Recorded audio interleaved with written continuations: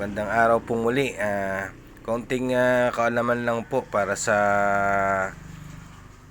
pagpapalit ng battery ng cellphone na built-in. Kung ganito ang mga cellphone nyo at gusto nyo mapalitan na ang battery, ay pwede pong i-DIY. Umorder lang kayo ng battery na same model po ng cellphone ng inyong papalitan, para makatipid na kayo sa labor. Mahal din naman po ang labor ng pagpapalit ng built-in battery sa cellphone. Bali, ang napili ko pong bilhin dyan ay yung battery ng cellphone na may kasama ng may mga kasama ng tools. Kaya yung pangkalas dyan ay kasama na dyan. Hindi nyo na kailangan maghanap ng pangkalas kasi special tools po yung pangkalas dyan, dahil sobrang maliliit po yung tornilyo. Nakakita po ako sa online ng battery may kasamang tools, yun na lang ang binili ko, na same naman ang model nung battery sa cellphone. Bali, Infinix po yan na ang model ng cellphone. Yan po ang likod ng Infinix. May cover po siyang aluminum sheet, at ayan po yung battery niya. Lobo na nga po.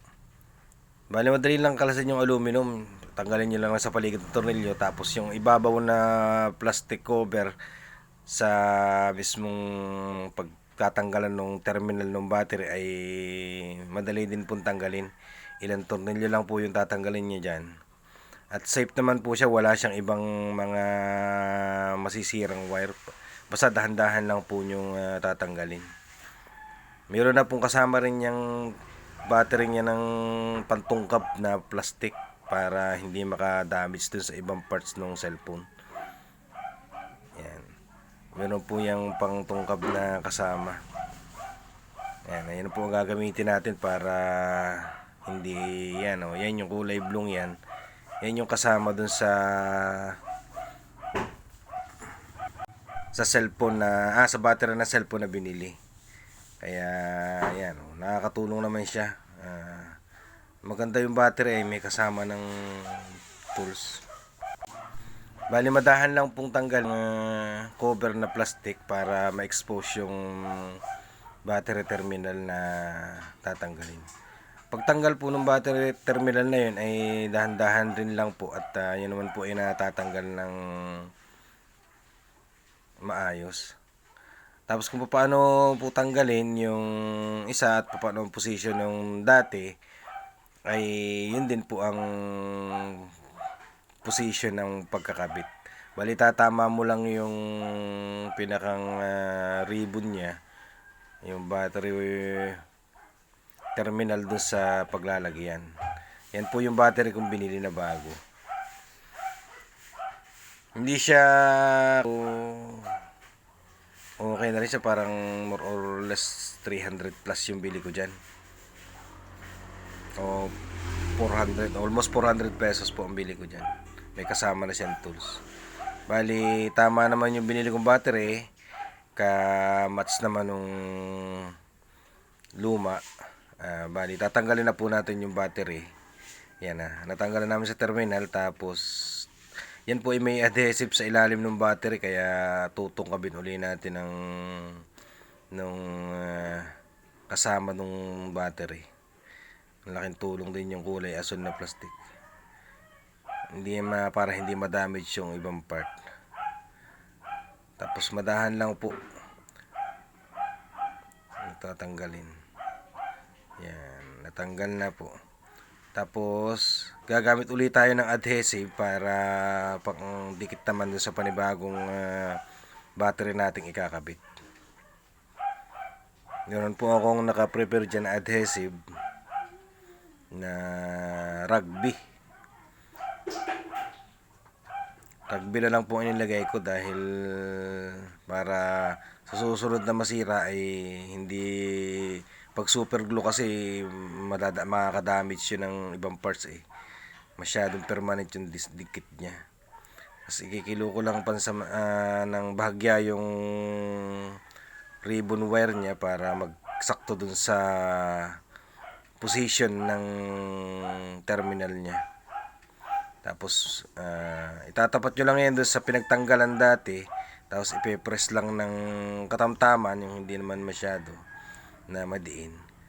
Ang mahalaga po dyan kasi yung surface ng pinaglalagyan nyo ay flat para hindi madamage yung LCD sa likod. Yan po. Tatapat nyo lang doon tapos ipe-press ng bahagya na utay-utay.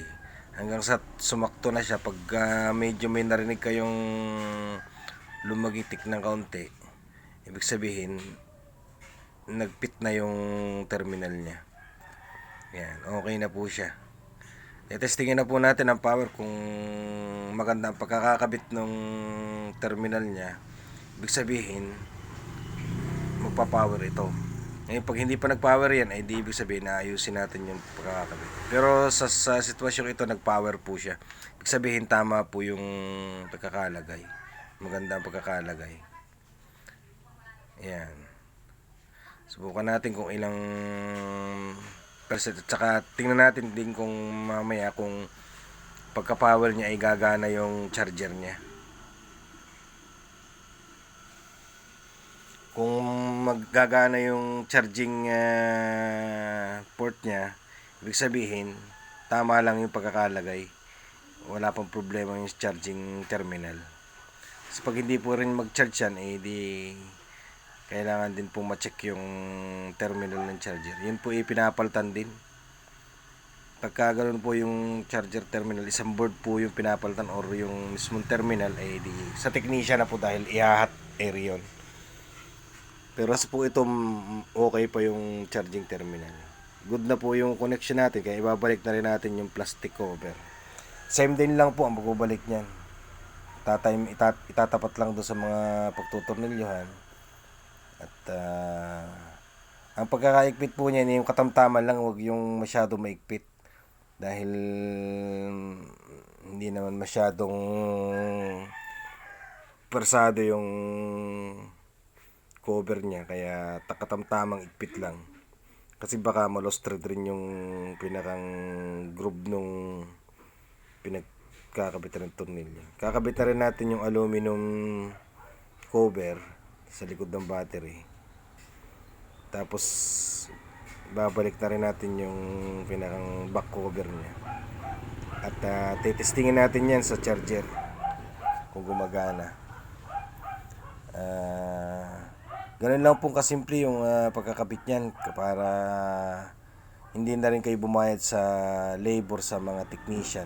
Kasi pag ibabayad nyo pa yung pagkakabit niyan, sa tingin ko parang ang presyo niyang bayad sa technician yan halos kapresyo na rin ng battery.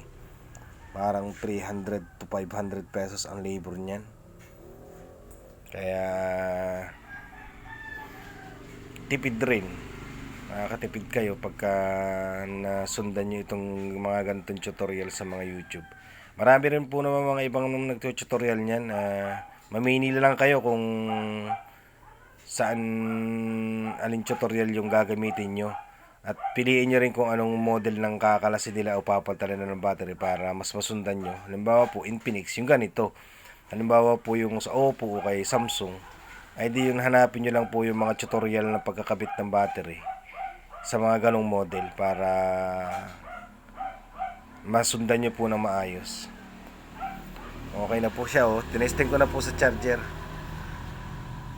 Charge ko na po siya. Pag siya nag-run sa charger, ibig sabihin maayos yung pagkakagawa natin. Sinasaksak na muna natin. Sana po may konti kayo napulot sa aking maiksing tutorial. Maraming salamat po at sana mag-charge na to. Yo, nag-charge na po siya.